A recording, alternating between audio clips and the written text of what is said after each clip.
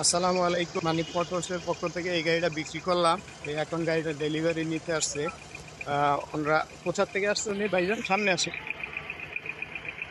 এই ভদ্রলোক নিতে আসছে ডেলিভারি। কোথা থেকে আসছেন ভাইয়া? একদম থেকে ঢাকা উদ্যান থেকে। এই গাড়িটা এখন ডেলিভারি দিতাম। যে কাগজপত্র বুঝাই দিতেছে মানিক ভাই, কাগজপত্র বুঝাই দাও।